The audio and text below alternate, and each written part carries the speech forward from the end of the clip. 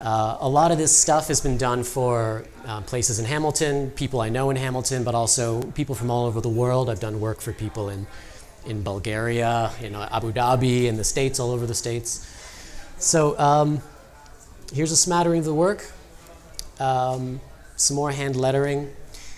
So what I'm going to do, though, is I'm going to start at the beginning. I grew up in a town called Burlington. It's a suburb kind of nearby, not a terribly interesting place. It was nice enough, but I think like a lot of people, creative people or people who have, rich interior lives, you grow up in a place like that and you end up sort of finding ways to explore them. And for me and my older brother, it was comic books. Comic books were the very first thing that were, very, very, very graphically important to me and important to me as a way of sort of building ideas and building worlds. And so, one thing that struck me as I started to look back on where I came from and what has sort of been a thread through my career and my work is, I would always hang out and draw comic books with my brother. We would invent our own characters. We would draw, existing characters. And I realize now, looking back, I was just as obsessed with all of the titles, all of the lettering, getting all the colors right. And so I sort of had to realize that, this was sort of a very early introduction to this idea of, for lack of a less gross word, branding. This was sort of my way of internalizing this idea of, well, this red is appropriate for this character because of this, and Wolverine has pointy letters because it's appropriate to his character, and sort of realizing that one of the threads that runs through my interests and my work now is this sort of very definite sense of taking a large idea, taking some sort of concept, and distilling it down into a relatively simple graphic form. And so obviously I wouldn't have articulated it like that as a 7-year-old drawing comic books, but looking back, I can sort of see that link, and it's sort of fascinating for me. And what really drove it home is, as I was putting this presentation together, getting into things like this, looking at the actual insignias of all of these characters, that I had spent my entire youth drawing logos without really realizing that I was drawing logos. But it gave me a certain sense of what it meant to create a symbol and to sort of create an insignia of some sort. Whereas, these things, as I say, were these gigantic distillations of these broader ideas into sort of very, very concise, very simple graphic forms that even, a 7-year-old could get a handle on drawing. But they were all intended to be meaningful, and they all had these aspects to them that were sort of representative of a greater story. And so as I got older, I was a teenager, I got very much into music, but looking back, these are all records that were important to me musically in the 90s, but also graphically, and I realized that there's a even more so this obvious thread from the kind of things that inspired me then, the kind of things that excited me then, and the kind of work that I do now. But again, sort of the thread from the comic book idea was this sense of encapsulating a larger idea and even another art form in sort of an immediate impression or record cover. And so not only are these things that I find myself almost shamefully borrowing from subconsciously currently, they're also things that I think, again, were sort of this way of accidentally training my eye to sort of identify things that work together and identify ways of representing ideas visually that might not be so literal. And even thinking back on some albums where there was a bit of dissonance between the artwork and the music itself, they were things that would have been harder for me to get into. It was very important to sit down and spend time with the actual artwork. And then of course, same goes with movies. I was into a lot of horror movies, a lot of thriller, a lot of sci-fi things, and there's a certain aesthetic that goes along with that as well. And also, the same kind of idea of encapsulating an idea or trying to tell or introduce an entire story with one sort of visual hit. And also, looking at The Shining there, I think it was my introduction to the idea that something bright and potentially happy looking can also be terrifying and garish. So this is me, my first year of university, clearly rebelling against everything I could.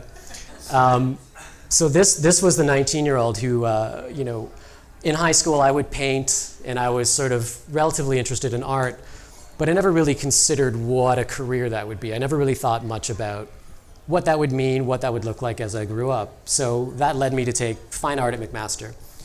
I managed to stay there for almost a year. I think the only class I technically passed was philosophy.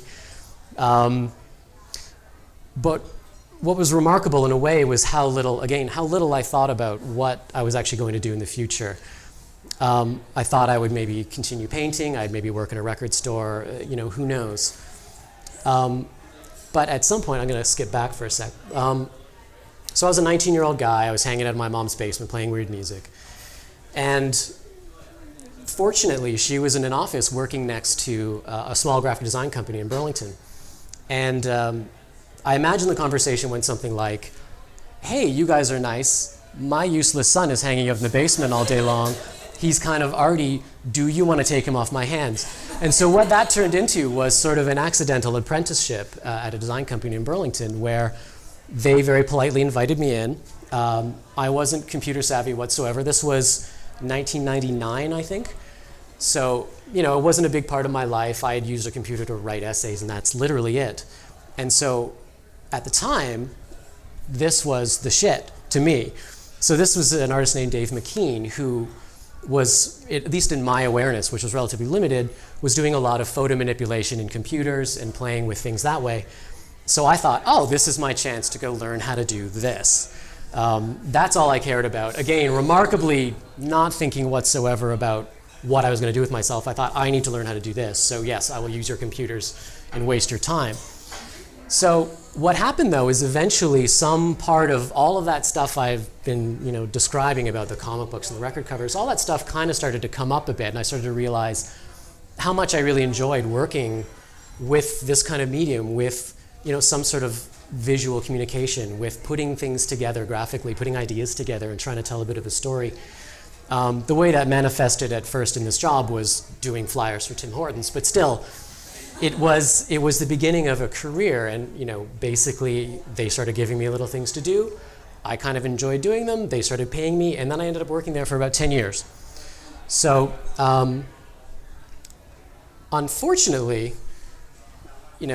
it didn't end well.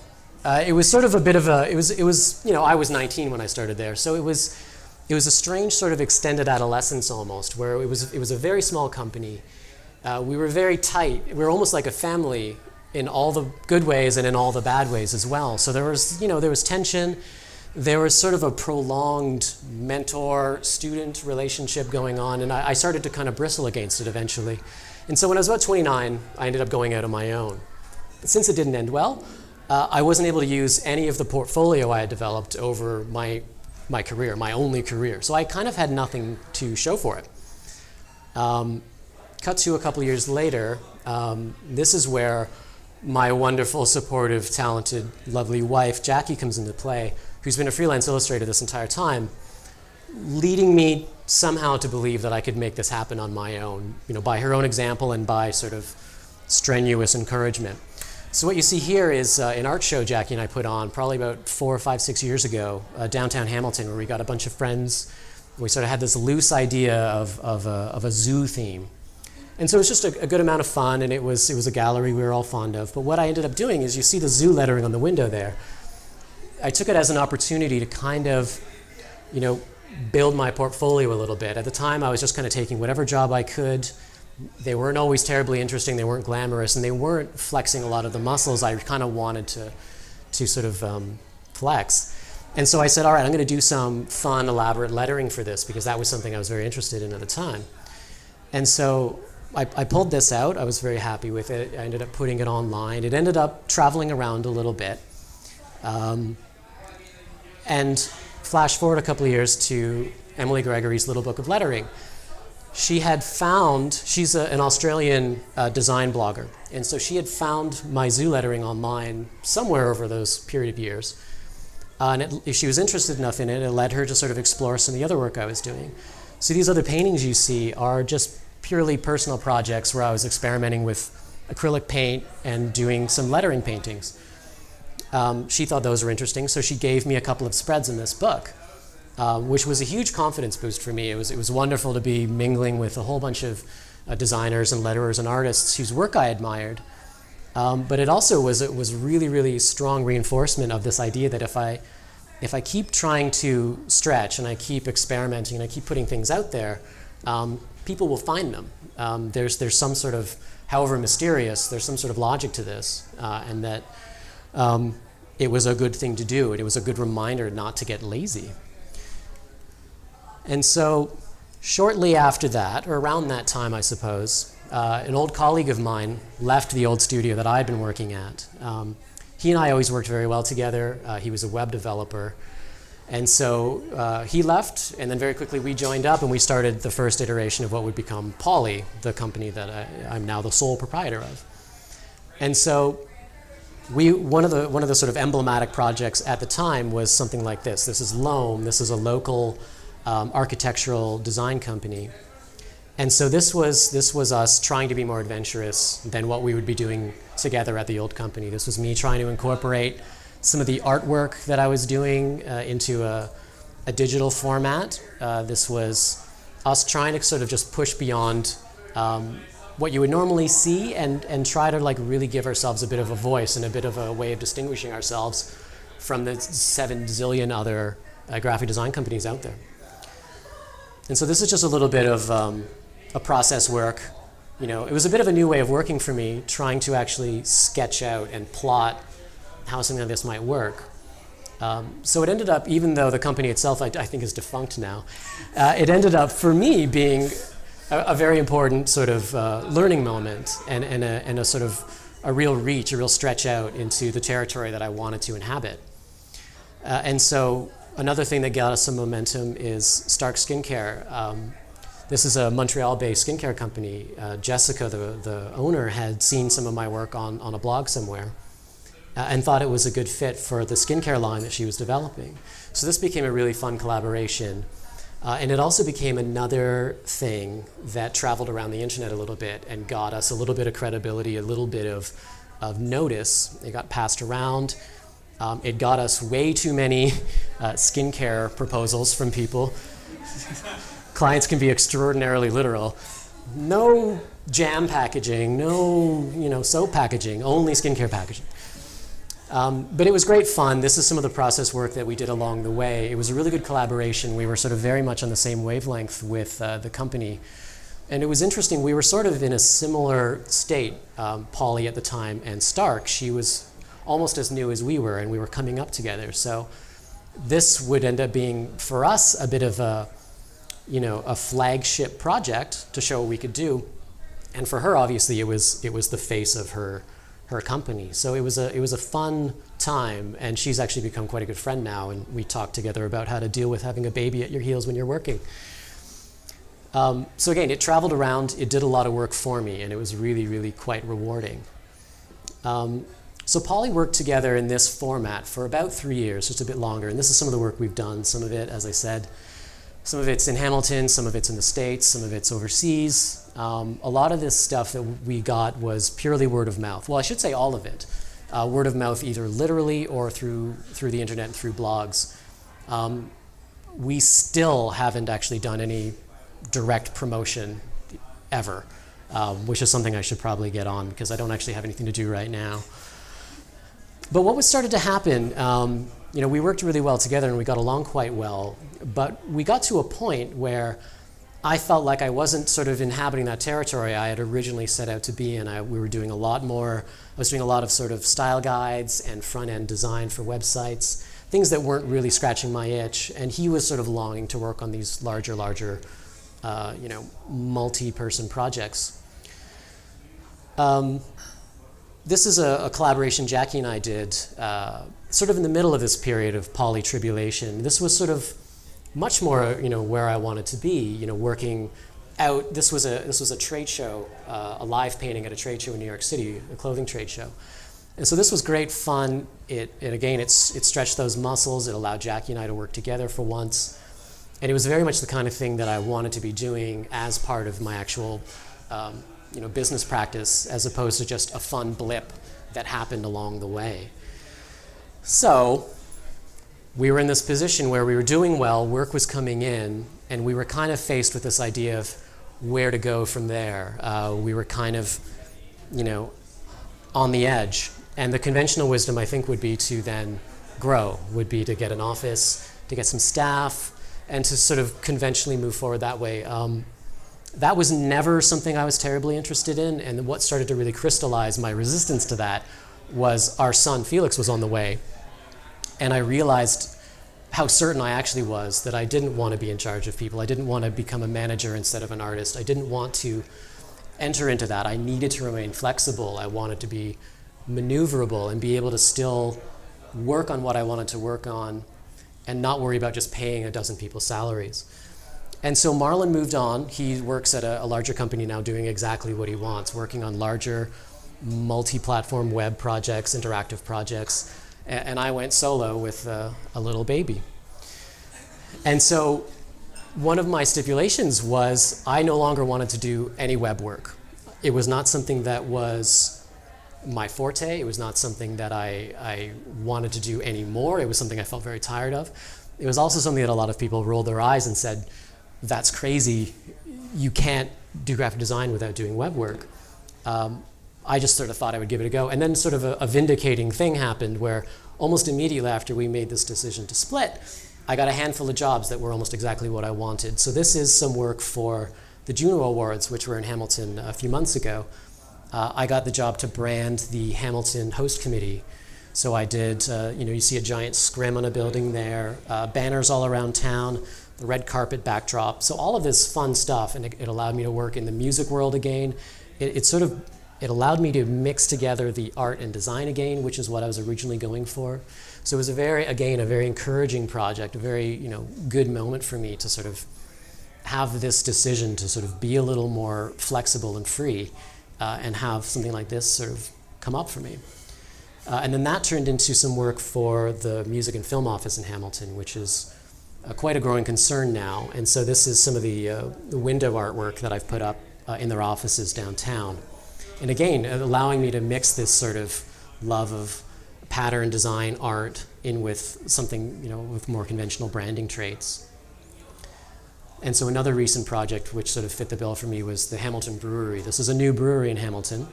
I did their branding, and then recently their can designs, which was a huge amount of fun. And once more, this is sort of flexing some muscles, doing something a little different. And they were an excellent client to work with. They were up for just about anything. And we had a huge amount of fun. This is just like a third of the amount of ideas that we were kicking around. It was a very, very sort of fruitful creative partnership with with Warren, the CEO. It was a good deal of fun, and we ended up somewhere where both of us are sort of equally satisfied with the outcome and equally excited about it, which is incredibly rare. But it was a very sort of fun moment. Excuse me. It's also something that, going back to even the Juno stuff, it's still really exciting to see something you've done out in the world. It's very easy to sort of be proud of yourself for this little thing that hangs out on your desk for a while. But the idea that I'm going to walk around in the summer and see dudes hanging out on patios with this is really fun for me. I love this idea. And so at the same time as all this was happening, I started to reach out again to a lot of musicians that I either knew personally or whose work I admired, and decided I would just start doing work for them however I could. And so none of this is lucrative. This is all small run stuff for people that you're not going to hear of. But it was all immensely satisfying to either build these relationships, but also to create this artwork. It also gives me a forum to experiment a little more than you would on a more conventional branding project.